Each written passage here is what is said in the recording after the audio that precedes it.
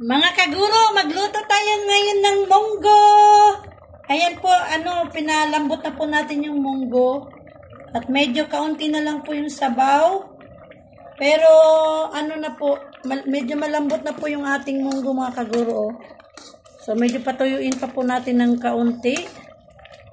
Para at least po, pagka ginisa natin yung munggo na yan ay sisip-sip talaga yung ng mantika para kasi pag marami siyang tubig na igigisa natin mga kaguro, galing sa pagpapalambot nito ay hindi po gaano siyang yung lasa doon sa munggo. So kaya po, medyo patuin pa natin ng kaunti yung sabaw, saka po natin haunin mga kaguro. So ayan, so meron na rin po tayong mga kaguro ditong may nakaredy na po tayong squash. Yan mga kaguro. To, kalabasa mga kaguro. At iiwain natin to ng maliliit. Dahil yung munggo po ay maliliit lang naman. Kaya iiwain natin ng maliliit yung ating kalabasa. At hindi na rin po natin siya binalatan mga kaguro. Dahil sabi nila, mas nandyan po yung maraming sustansya sa balat ng kalabasa. So, try natin mga kaguro. Kasi lagi po akong nagluluto ng kalabasa ay binabalatan po natin. At ito naman po yung ating baboy. So, kaunti naman po ito mga kaguro. Kaya, dagdagan natin dito. Ito, meron po tayong dito mga kaguro. Binabad na baboy. So, inantay lang po natin na lumambot mga kaguro. At kukuha tayo dito para pandagdag dito sa nahiwa na nating baboy mga kaguro. So, ayan. So, hiwain na po natin mga kaguro yung ating kalabasa, pero anin ko muna itong munggo dahil medyo natuyo-tuyo na po. So, patayin lang po natin itong kalan. Yan. So, okay na po yung munggo natin mga kaguro. So, hiwain na po natin yung ating kalabasa. Maliliit lang po na hiwa mga kaguro.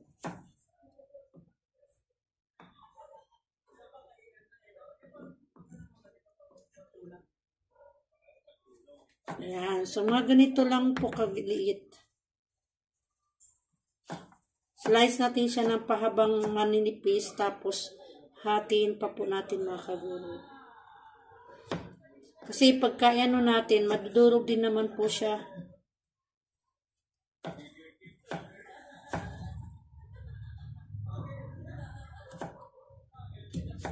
Kasi pag hiwain natin to ng malalaki mga kaguro, mas mangingibabaw yung kalabasa. Kaya na rin natin, ipantay na rin natin doon dahil maliit lang naman yung ng munggo. Kaya litan rin po natin ang paghiwa ng kalabasa.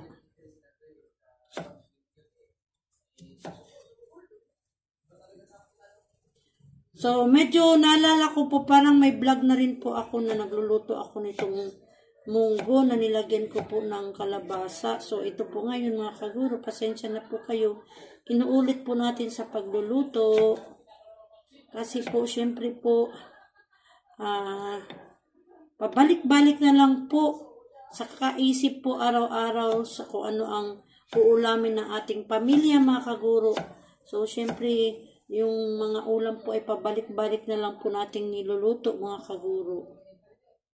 Kaya medyo naman po natin ng twist or yung ibang halo para at least kung puro munggo lamang po, medyo naman po yung pamilya natin. Kaya haluan natin ng iba pang gulay para mas masustansya mga kaguro. So, maliit lamang po. 10 piso lamang po itong binili kong kalabasa mga kaguro. Para lang malagyan siya ng kalabasa yung ating munggo.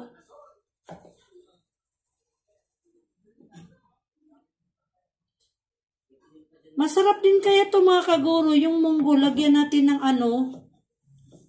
lagyan ng langka mga kaguro. Yung langka din po ay tatadtarin natin ng pino. Ihalo dito sa munggo. Mas masarap po mga kaguro.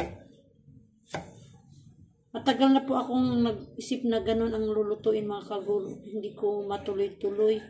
Kasi iniisip ko kasi pag bibili tayo ng nakahiwa ng langka sa palengke mga kaguro kasi naanuhan ko na yan.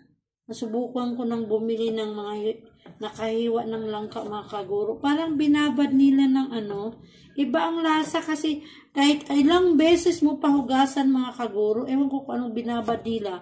Sabi ng mga kakilala ko, binababa daw po ng ng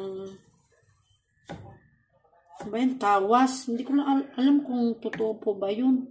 Kaya, pagka ganun, para daw po, nilalagyan nila ng ganun, para daw po, hindi madaling masira. Kaso lang, pagka mayroong ganun mga kaguro, may nilalagay sila, kahit ano pang hugas mga kaguro sa langka, ganun pa rin po mapait. Na iba talaga yung lasa niya. Mapait, na mapakla, na hindi mo maintindihan mga kaguro. Hindi lasang langka na po. Kaya, umiiwas po akong bumili ng yung nakagayak na langka na pino. O yung lang po. Yung binibili ko po kadalasan yung bagong balat. Saka yung hindi pa po talaga siya nakahiwa ng maliliit. Yan. So, ayan na po. Konti na lamang po mga kaguro ang ating paghiwa ng kalabasa. Shout out sa lahat. Shout out sa inyo. Hindi ko na po mapangalanan lahat. Basta lahat-lahat po walang matira. Shout out po sa inyo mga kaguro. At thank you po. Umabot na po tayo ng 303 subscribers mga kaguro sa pagsisikap natin. Sana tulungan niyo po ako sa pagsisikap ko po. Naway tulungan niyo po ako mga kaguro na madagdagan at madagdagan pa po ang ating mga subscribers. Thank you so much mga kaguro sa mga nag-subscribe. Sa mga nanonood po, salamat sa oras. Thank you talaga kahit paano lang po yung ating vlog. Ay nandyan pa rin po kayo mga kaguro nanonood sa aking vlog. Thank you, thank you. Maraming salamat po talaga mga kaguro. At salamat sa mga mag-subscribe sa akin, sa mga mag-subscribe pa po. Thank you. Inunahan ko na po kayo magpasalamat mga kaguro. Sana subscribe nyo po ako, Juneva Loves or Juneva Loves po. Ang inyong mga kaguro. So ayan po. Tapos na po natin hiwain yung ating kalabasa, mga kaguro, oh. Yan. Niwa natin ng pino. Yan po. Ngayon po ay, try natin mga kaguro itong ating, hawiin muna natin itong ating, lagay po muna natin dito sa maliit na lagyanan po itong ating kalabasa. Kasi, gagamitin natin itong ating sangkalan mga kaguro, maghiwa tayo ulit ng baboy para pandagdag nitong nahiwa na po natin mga kaguro kasi medyo kaunti lang po. Dagdagan natin para mas masarap po. Dandahan lang po natin lagay kasi nalalaglag po yung iba. Sayang po mga kaguro.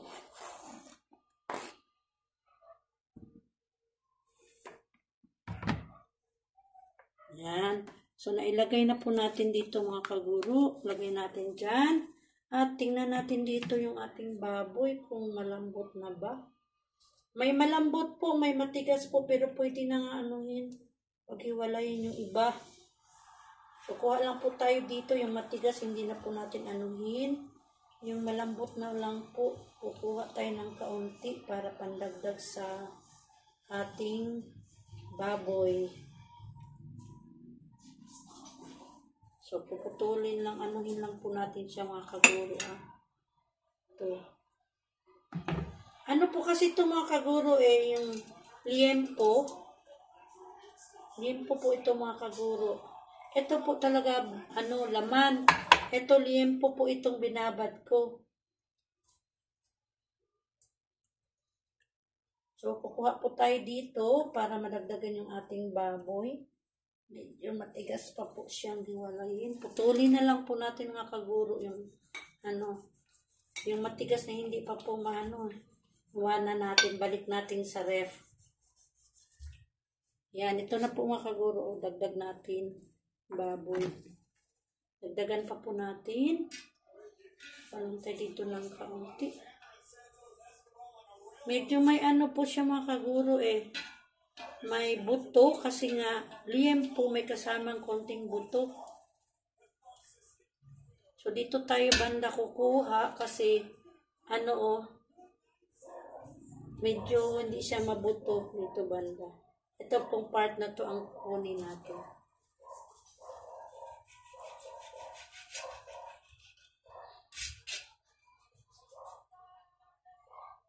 Medyo mapuro na po yung ating kutsilyo mga kaguro. Yan. So, ito na po yung ating pandagdag sa baboy. Pasintabi po dun sa mga hindi kumakain ng baboy.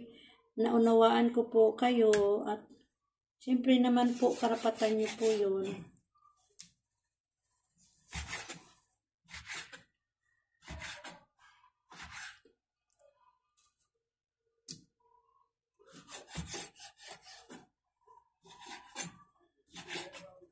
Ang karapatan ng bawat isa mga kaguro ay hindi natin dapat hadlangan, hindi natin dapat bantayan. Hayaan po natin na gagawin ng bawat isa ang kanilang karapatan mga kaguro. Kaya yung mga hindi kumakain ng baboy, okay lang po. Sintabi po sa inyo.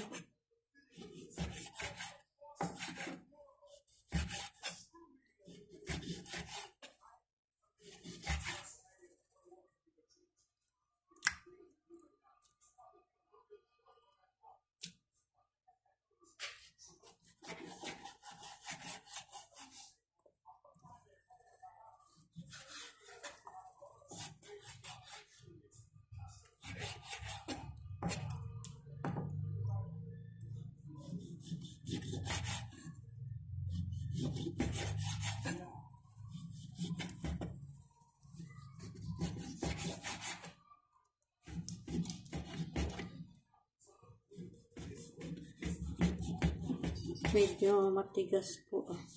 Mapulol kasi yung ating kutsilyo mga kaguro. So, bilisan lang po natin.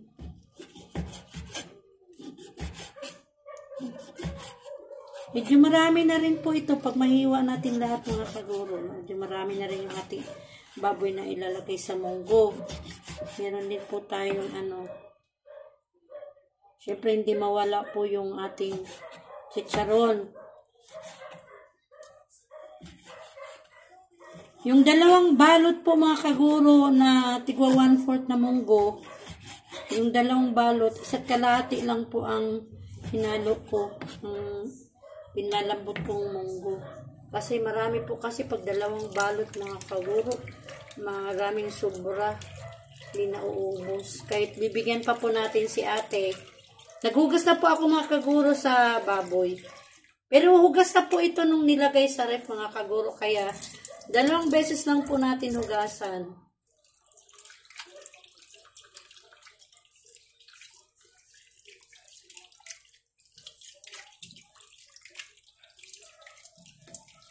Yan.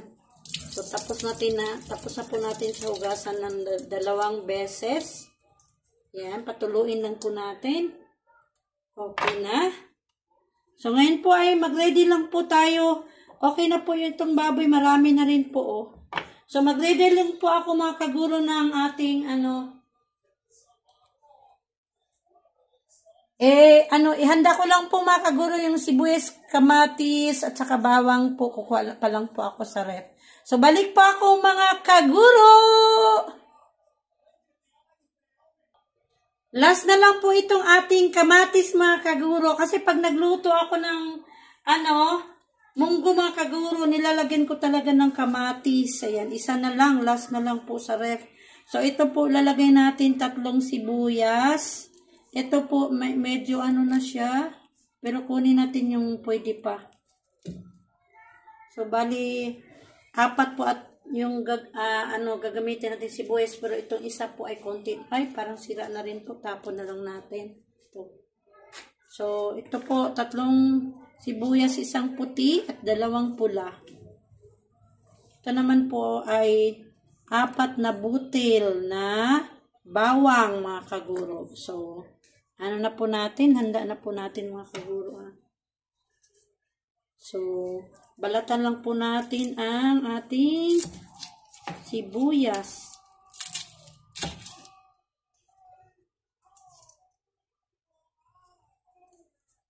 Itong sibuyas na puti, mga kaguro, masarap siya pagka ihalo sa salad, mga kaguro. Papansin nyo ba? Kasi medyo matamis-tamis. Masarap siya kainin. Lalo na po siguro kapag malalaki. Ito namang pula po, masarap din. Pero parang mas masarap yung sibuyas na puti kapag ihalo sa salad, mga kaguro. Mga kinilaw, ganun. Makilawin.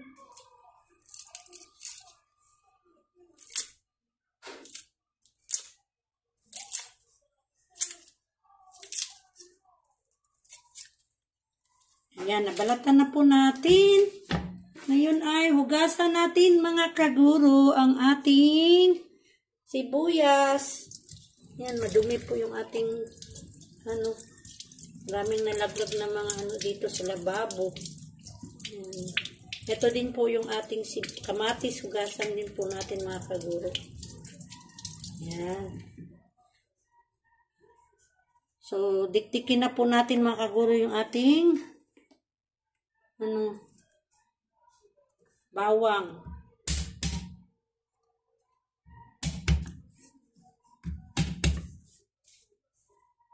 Apat na butil pala tong ating bawang, mga kaguro. Yan.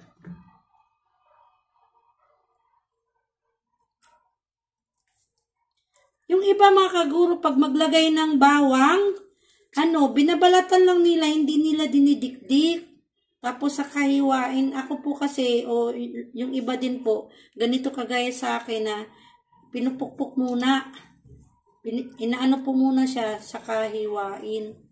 Kasi mas lalong yung kanyang katas, mga kaguro. Tama po ba ako, mga kaguro? Sa akin lang po yun, mga kaguro, ha. Kanya-kanya po tayo kasing technique. Yan. Dinidikdik ko muna, mga kaguro, yung bawang, saka ko po hiwain. Ganun po ako.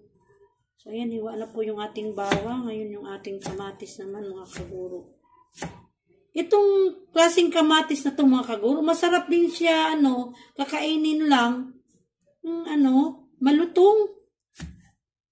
Malutong tong kamatis na to, mga kaguro. Kasi nung nagsalad tayo ng cucumber o cucumber. Ito yung nilagay natin itong klaseng kamatis na to. Masarap, mga kaguro, kainin. Oo.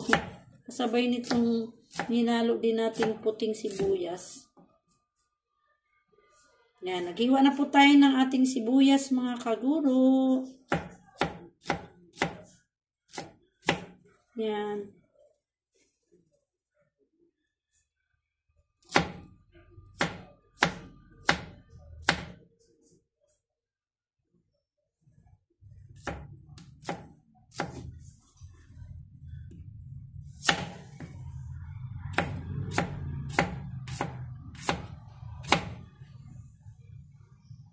Sabi ni Inday Maninay ni Aileen Calib po, mga kaguro, mas masarap daw kapag maraming sibuyas, mga kaguro. So, ganun daw siya.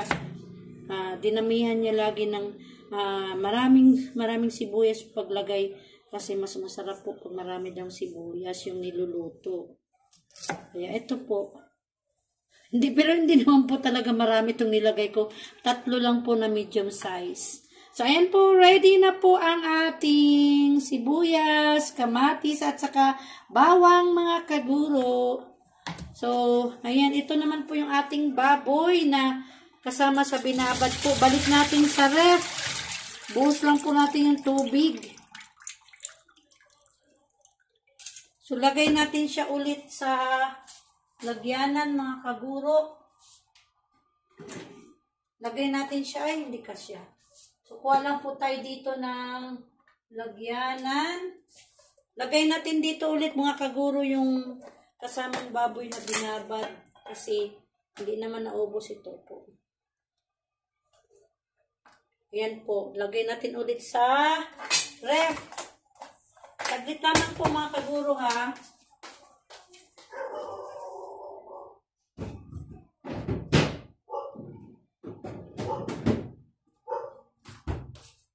Kahapon, mga kaguro, ay hindi po tayo tiyanggi kasi po pumunta tayo sa doktor. Nagpa-laboratory kami, mga kaguro, doon po sa MaxiCare, sa card ng anak ko. Dahil meron po kaming individual na card sa MaxiCare, mga kaguro. Kaya nagpa-laboratory kami kahapon. At saka, dumating. Kaya medyo, ayun, di tayo nakapamalingke, mga kaguro. So, ayusin ko lang po ito, mga kaguro, yung aking cellphone kasi nahirapan ako maglagay kasi may mga nakalagay din po, ha. Balik po ako, mga kaguro. Ayan na po, naka-ready na ang ating kawali, mga kaguro. Sinindihan na po natin ang ating kalan. Dahil tuyo po yung ating kawali, pwede na po natin lagyan ng mantika, mga kaguro. Lagyan na po natin ng mantika.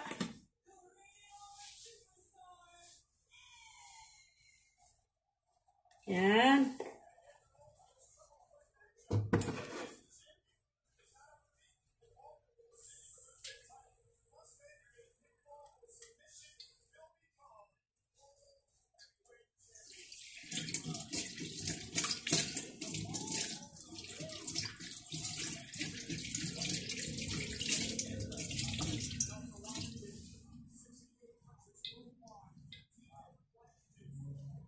Ayan, antayin lang po natin, mga kaguro, na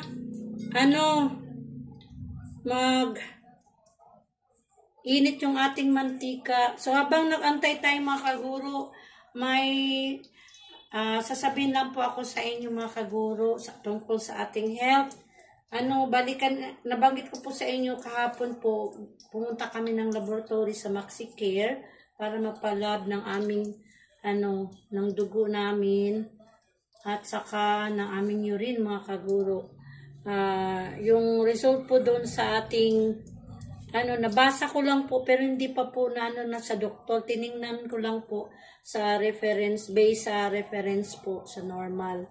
So, yung ating, sad to say, mga kaguro, yung ating sugar, medyo, lumampas sa normal, mga kaguro, yung ating sugar.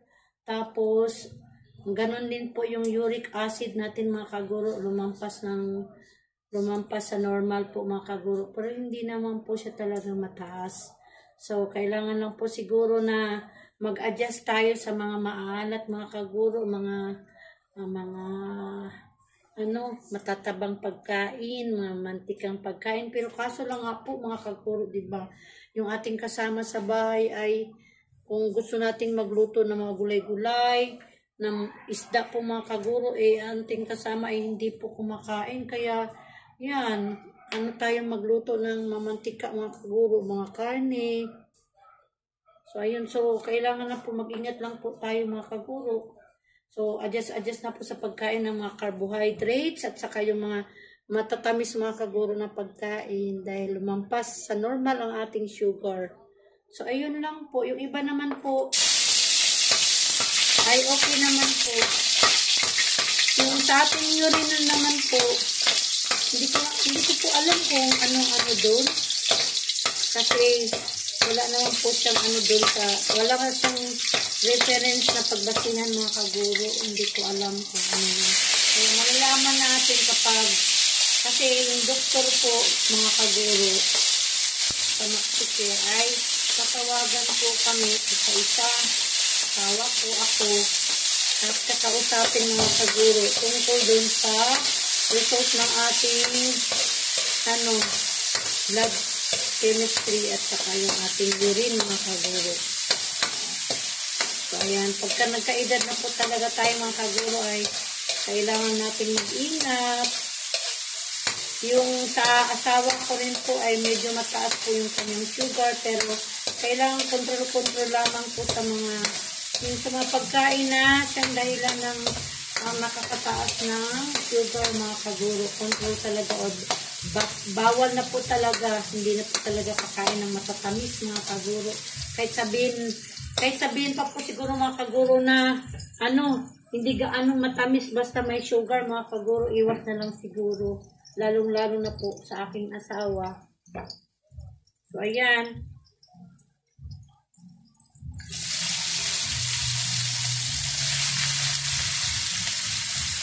Ilagay na po natin ang ating baboy.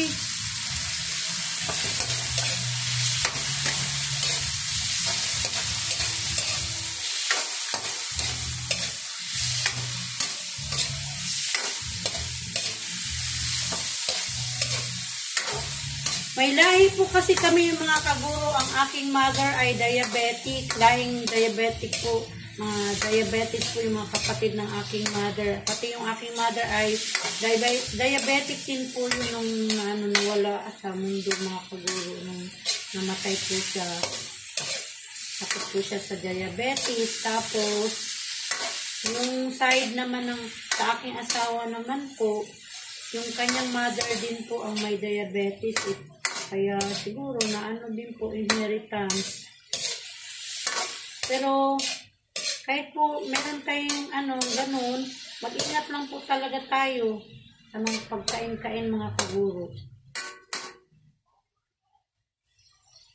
Siguro laging gulay kung maari lamang po. Kaso nga lang po yan, naipalawanag ko na po kanina na yung kasama natin ay hindi po gaano umano sa gulay at saka sa mga isda, mga kaguro. Saka hindi naman po tayo mayaman, mga kaguro, na kailangan bukod-bukod yung ulam. Pero may time talaga na magluto tayo ng gulay na kumakain naman yung anak natin, pero yung ibang gulay hindi po. Yung isda po, ang kakainin po niya ay yung alimahan, yung bangus, yan.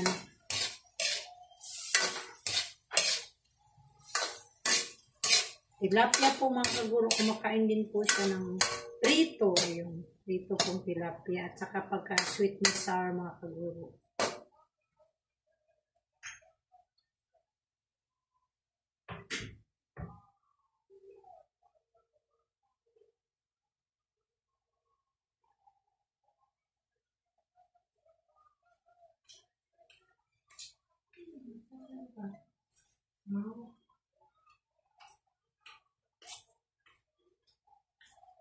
Yan. So, anuhin lang po natin, mga kaguro, yung ginisa nating baboy hanggang sa lumambot.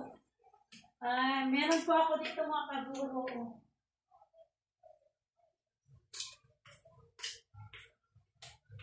Ito po, mga kaguro. Ayan nacho daw to. Ano ba to? Tawag dito. Merong nacho na crackers. Nacho, tapos nilagyan ng mga ham. Tapos meron siyang mga kaguro, cucumber, mayonnaise, at saka may kamatis at saka sibuyas ata itong, mga kaguro. Gawa ng aking pamangkin sa father ni Tantan. Yan. Sila ni Ebon, yung asawa niya po. Ayan, thank you, Bing, sa binigay mo. Ayan, habang magluto tayo, subo-subo tayo, mga kaguro. Kain tayo. Tikman natin, mga kaguro. Kain tayo. So, tikman natin, mga kaguro.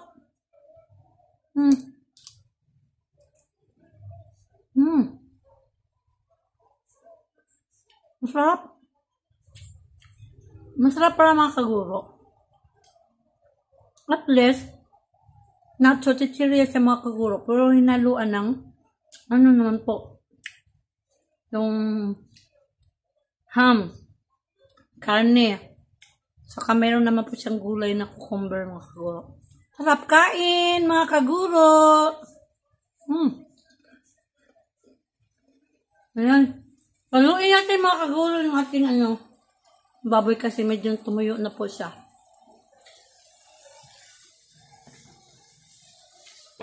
Gusto ko lang po yung ating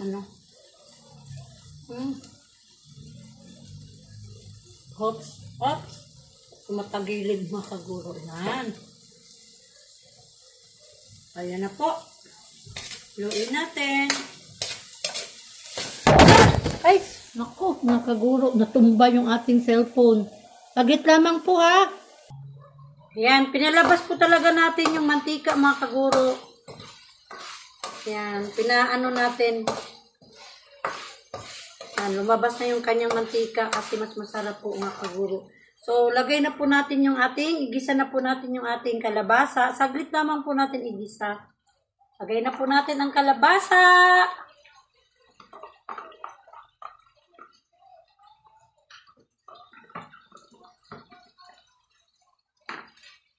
Pasensya na po, mga kaguro. Kanina na yung cellphone natin. Natuwad kasi yung binili nating cellphone holder para sa vlog po ay dalawa dapat ilalagay na cellphone kasi dalawa yung lagyanan, mga kaguro, kabilaan ba.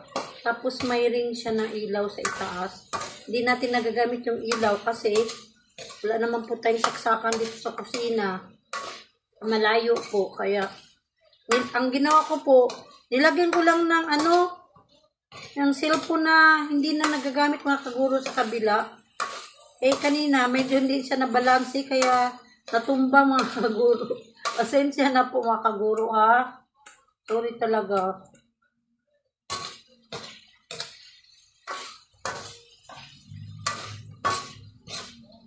Ayan. So, lagyan po natin siya ng asin, mga kaguro. Kaunting asin.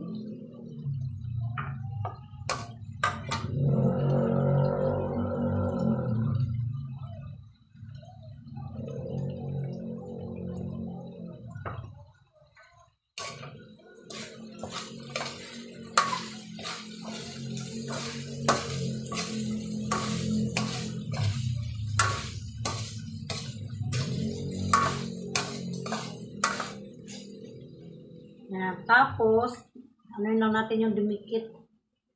Tapos, lagay na natin, igisa natin isunod naman natin pag-isa yung ating, munggo, mga kaguro. Lagay na po natin yung munggo.